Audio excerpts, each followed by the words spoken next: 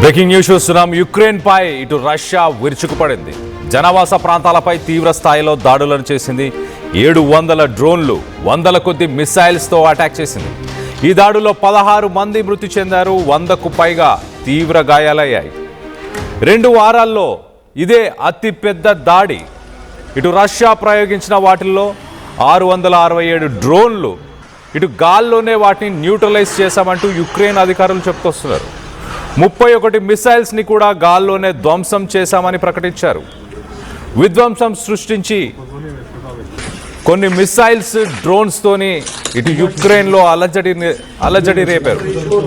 Air defence systems సాయం చేయాలని కోరుతూ ఇటు జర్మనీ, నార్వే, ఇటలీలో ఇటీవల జెలెన్స్కీ ఒక పర్యటన చేశారు. ప్రస్తుత రష్యా దాడులు జెలెన్స్కీ పర్యటనకు రియాక్షనేనా అంటున్నారు ఇటు నిపుణులు. యుక్రెయిన్ కోసం ఇటు డ్రోన్స్ అలాగే ఇతర ఆయుధాలు సాయం చేస్తున్న యూరోపియన్ కంట్రీస్ పైన దాడులు చేస్తామని ఇటు రష్యా వార్నింగ్ ఇస్తుంది. ఒక పక్కన గల్ఫ్ దేశాల్లో యుద్ధం కొనసాగుతుందా, ఏం జరగబోతుంది అని హై టెన్షన్ ఉన్న సిచ్యువేషన్లో ఇప్పుడు ప్రస్తుతానికి రష్యా యుక్రెయిన్ పైన దాడులను ఉధృతం చేసింది. రష్యన్ స్ట్రైక్స్లో 16 మంది యుక్రెయినియన్లు చనిపోయారు. ఇటు రష్యాలోని వివిధ నగరాలు, ఇటు క్యాపిటల్ సిటీ కైవ్తో పాటు వివిధ నగరాల పైన మరికొన్ని పోర్ట్ సిటీస్ని కూడా టార్గెట్ చేస్తూ ఇటు మాస్కో దాడులను చేసింది. గతంలో రష్యాలోని సివిలియన్స్ ఉంటున్న ఆ ఏరియాస్ పైన దాడులు చేసిన దానికి ప్రతి దాడులుగా ఈ దాడులను చెప్పుకొచ్చింది రష్యా. దానికి సంబంధించిన విజువల్స్ ఒక్కసారి చూసే ప్రయత్నం చేద్దాం.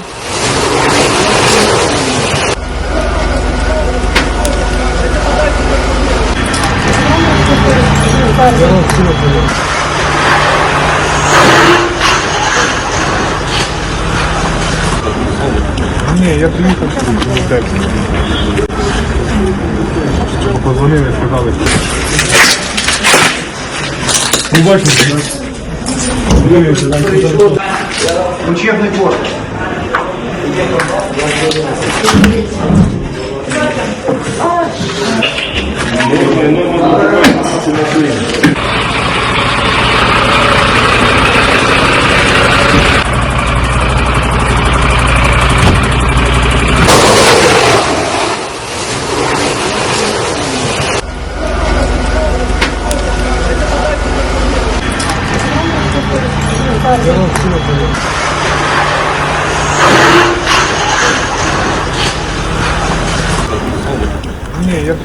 ఈ దాడుల్లో చాలా మంది సివిలియన్స్ చనిపోయారు, సామాన్య ప్రజలే ఎక్కువ మంది చనిపోయారు. ఒక 12 సంవత్సరాల ఒక చిన్న బాలుడు కూడా చనిపోయినట్టు తెలుస్తుంది. సో మొత్తం మీద ఇటు సదర్న్ పోర్ట్ సిటీ ఓడెసాలో కూడా ఈ దాడులను నిర్వహించారు.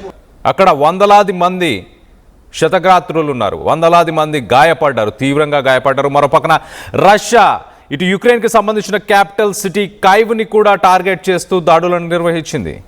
ఆ దాడుల్లో ఇటు క్యాపిటల్ సిటీ కైవ్లో 12 సంవత్సరాల ఒక పిల్లాడు, దాంతోపాటు స్టేట్ ఎమర్జెన్సీ సర్వీసెస్ని యుక్రెయిన్లో డిక్లేర్ చేసింది.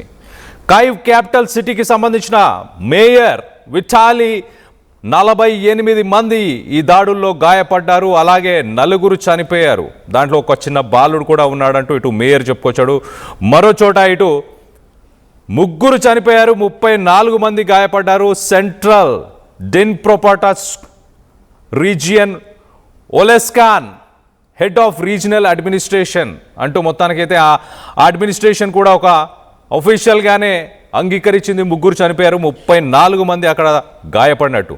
రష్యన్ డిఫెన్స్ మినిస్ట్రీ గురువారం రోజు 32 గంటల సీజ్ ఫైర్ అమలు చేసిన తర్వాత ఇటు 32 గంటల సీజ్ ఫైర్, ఈస్టర్ని ఉద్దేశించి ఈస్టర్ ట్రూస్ ఒక ఒప్పందానికి వచ్చారు. సీజ్ ఫైర్ని నెలకొల్పాలి అంటూ మొత్తానికైతే ఆ సీజ్ ఫైర్ని ఉల్లంఘించారు అంటూ ఇటు రష్యా ఇటు యుక్రెయిన్ పైన ఆరోపణలు చేస్తుంది, ఇటు యుక్రెయిన్ కూడా రష్యా పైన ఆరోపణలు చేస్తుంది. మొత్తానికైతే గురువారం ఇటు రాత్రి సమయంలో యుక్రెయిన్ పైన వందలాది మిసైల్స్, డ్రోన్స్, వీటన్నిటితోని అక్కడున్న ఎనర్జీ టార్గెట్స్, అలాగే ఏవైతే కైవ్కు సంబంధించిన ఆర్మ్డ్ ఫోర్సెస్కి సప్లై చేస్తున్న వెపన్స్కి సంబంధించిన ఫ్యాక్టరీస్ని మేము టార్గెట్ చేశామంటూ రష్యా చెప్పుకొస్తుంది.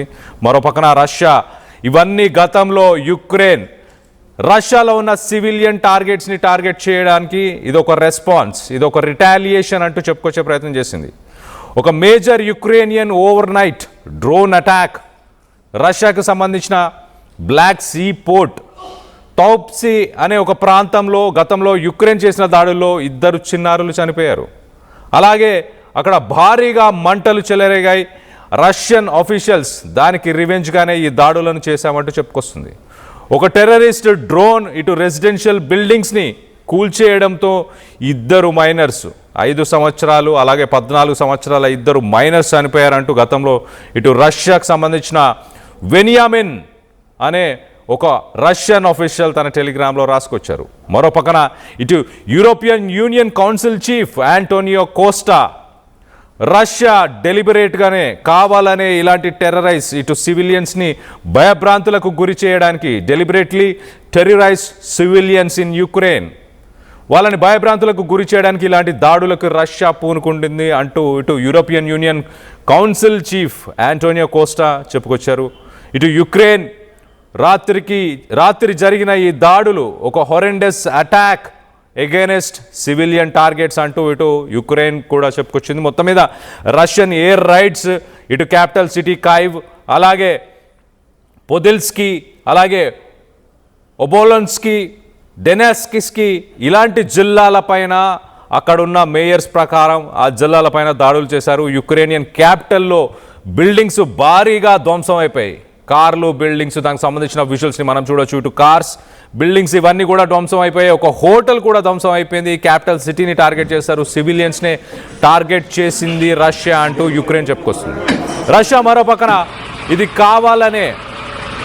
కావాలనే గతంలో యుక్రెయిన్ చేసిన సివిలియన్ దాడులు సివిలియన్ రెసిడెన్షియల్ బిల్డింగ్స్ పైన ఇటు యుక్రెయిన్ చేసిన దాడులకే ఇవి ప్రతి దాడులు అంటూ రష్యా చెప్పుకొస్తుంది. ఇటు యుక్రెయినియన్ ఆర్మీకి ఏవైతే డ్రోన్స్ అలాగే వెపన్స్ సప్లై చేసే ఆ బిల్డింగ్స్ని ఆ ఫ్యాక్టరీస్ని మేము టార్గెట్ చేసామంటూ ఇటు రష్యా చెప్తుంది. దానికి సంబంధించిన విజువల్స్ని చూడొచ్చు. ఎంతగా సివిలియన్ ఇన్ఫ్రాస్ట్రక్చర్ అక్కడ ఉన్న భవనాలు కుప్పకూలిపోయాయో, ఎంతగా ధ్వంసం అయిపోయాయో, కార్లు మంటలు అంటుకున్నాయి. దీంట్లో ఎంతోమంది 16 మంది చనిపోయారు. దాంట్లో చిన్నారులు కూడా ఉండడం దురదృష్టకరం. మొత్తం మీద ఇటు reporting from Kyiv overnight casualties in the latest attacks show the need for more interceptors in Ukraine. This is reflective of larger problem for Ukraine which is lack of interceptors. Ukraine ప్రస్తుతానికి drone టెక్నాలజీతో రష్యాని ఎదుర్కొనే ప్రయత్నం చేస్తుంది. ఎలా అయితే ఇప్పుడు Iran America Israel పైన డ్రోన్స్తోని దాడులు చేసి 50 రోజులు యుద్ధం గడిచినా కూడా ఇంకా యుద్ధాన్ని కొనసాగించే సామర్థ్యం ఇరాన్ దగ్గర ఎలా ఉందో అలానే యుక్రెయిన్ కూడా రష్యా పైన డ్రోన్స్తో దాడులు చేస్తుంది. కానీ వచ్చే మిసైల్స్ని డ్రోన్స్ని ఎదుర్కోవడానికి ఎయిర్ డిఫెన్స్ సిస్టమ్ పటిష్టంగా లేదు అంటూ యుక్రెయిన్ చెప్పుకొస్తుంది. యూరోపియన్ కంట్రీస్ అన్నీ కూడా ఎయిర్ డిఫెన్స్ సిస్టమ్ని సప్లై చేయాలి మాకు అంటూ గతంలోనే కొన్ని రోజుల కిందే ఇటు జెలెన్స్కీ ఇటు యూరోపియన్ కంట్రీస్కి ఒక పర్యటనలో కూడా వెళ్ళడం జరిగింది.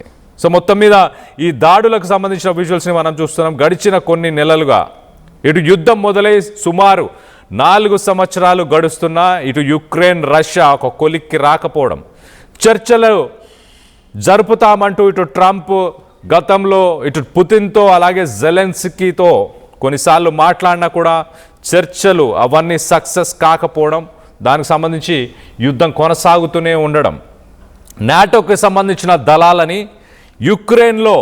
యుక్రెయిన్ నాటోలో కలిస్తే కనుక ఇటు రష్యా బార్డర్లోనే నాటోకు సంబంధించిన దళాలు ఉండబోతాయి కాబట్టి దానికి వ్యతిరేకంగా నాటోలో కలవకూడదంటూ యుక్రెయిన్ పైన ఆంక్షలు తీసుకొచ్చే ప్రయత్నం పుతిన్ చేశాడు. అప్పటి నుంచి ఈ యుద్ధం కొనసాగుతున్నది. మరో పక్కన నాటోకి సంబంధించిన దేశాలు మరి ముఖ్యంగా అమెరికా, లండన్, ఫ్రాన్స్, జర్మనీ ఇట్లా యూరోపియన్ కంట్రీస్ అన్నీ కూడా యుక్రెయిన్కి ప్రస్తుతానికి డబ్బు రూపంగా అలాగే వెపన్స్ ఇవన్నీ కూడా సాయం చేస్తున్నాయి. రష్యాని ఎదుర్కోవడానికి యుక్రెయిన్కి ఎప్పటికప్పుడు సాయం చేస్తున్నాయి. కానీ యుక్రెయిన్ రష్యాని ఎదుర్కోగలుగుతుందని మీరు అభిప్రాయపడుతున్నారా? రష్యా ఏమాత్రం తగ్గట్లేదు. తన మిసైల్స్ డ్రోన్స్తోని ఎప్పటికప్పుడు కాయివ్ నగరం అలాగే క్యాపిటల్ సిటీ కాయివ్ దాంతోపాటు యుక్రెయిన్కి సంబంధించిన మిగతా నగరాలను కూడా ధ్వంసం చేస్తూ వస్తుంది. దానికి సంబంధించిన లేటెస్ట్ విజువల్స్ని చూస్తున్నాం. ఈ మధ్య కాలంలో జరిగిన భారీ అటాక్స్లో ఇది ఒక అటాక్ అని చెప్పొచ్చు. ఎంతగా ఒక్కసారి అక్కడ సిచ్యువేషన్ ఎలా ఉందో ఒక్కసారి వినే ప్రయత్నం చేద్దాం.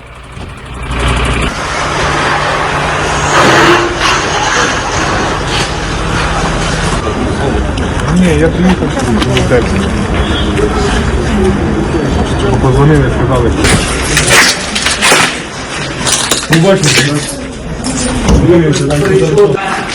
Учебный код.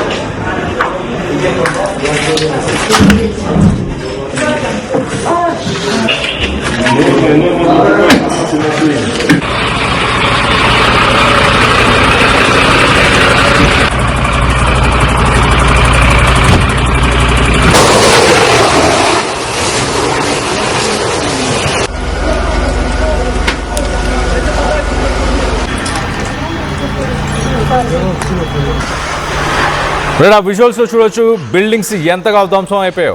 ఏ డిఫెన్స్ సిస్టమ్ పటిష్టంగా లేకపోవడం వల్లనే ఇలాంటి ధ్వంసం జరిగిందంటూ ఇటు కాయివ్ చెప్తున్నాడు, ఇటు జెలెన్స్కీ చెప్తున్నాడు. కాయివ్ నగరానికి సంబంధించిన విజువల్స్ మనం చూస్తున్నాం. ఎంతగా అక్కడ మంటలు చెలరేగాయ, దట్టమైన పొగ. ఒక క్యాపిటల్ సిటీ, యుక్రెయిన్కి సంబంధించిన క్యాపిటల్ సిటీ. యుక్రెయిన్లోని కొంత భూభాగం పైన పూర్తిగా కంట్రోల్ కావాలి అంటూ ఇటు రష్యా అడగడం, దానిపై విభేదాలు రావడంతో ఈ చర్చలు సఫలం కాకపోవడం జరిగింది.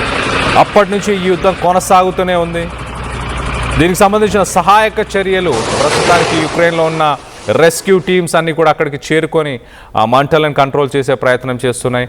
అలాగే ఎనర్జీ, ఇటు యుక్రెయిన్కి సంబంధించిన పవర్ ప్లాంట్స్ని కూడా టార్గెట్ చేశామంటూ రష్యా చెప్పుకొస్తుంది. ఒఫీషియల్గానే ఒక ట్వీట్ని కూడా ఇటు రష్యా చేసింది. దాంట్లో చాలా క్లియర్గా మేము టార్గెట్స్ని మాత్రమే, ఎనర్జీ టార్గెట్స్, అలాగే యుక్రెయిన్కి ఆర్మీకి సప్లై చేస్తున్న డ్రోన్స్ మ్యానుఫ్యాక్చరింగ్ యూనిట్స్ని టార్గెట్ చేశామంటూ ఇటు రష్యా చెప్పుకొస్తుంది. ఇటు గల్ఫ్ కంట్రీస్లో సిట్యువేషన్ చాలా వాలటైల్. ఏ క్షణాన ఏం జరుగుతుంది? పీస్ టాక్స్ సక్సెస్ అవ్వబోతున్నాయా? పాకిస్తాన్లో కానీ జెనీవాలో జరగబోయే పీస్ టాక్స్ ఎలా జరగబోతున్నాయి? మరోపక్కన ట్రంప్ చేస్తున్న స్టేట్మెంట్స్. మూడో ప్రపంచ యుద్ధం మొదలైందనుకోవాలా? ఇటు రష్యా, యుక్రెయిన్ 4 సంవత్సరాల నుంచి యుద్ధం జరుగుతుంది. మరోపక్కన గల్ఫ్ దేశాలు అలజడి. ఇజ్రాయెల్, ఇరాన్, అమెరికా, అలాగే గల్ఫ్ కంట్రీస్. ఇటు చైనా, తైవాన్ పైన విరుచుకుపడే ఆలోచనలో ఉంది. మరోపక్కన నార్త్ కొరియా, జపాన్ పరిసర ప్రాంతాల్లో మిసైల్స్ని సంధిస్తుంది.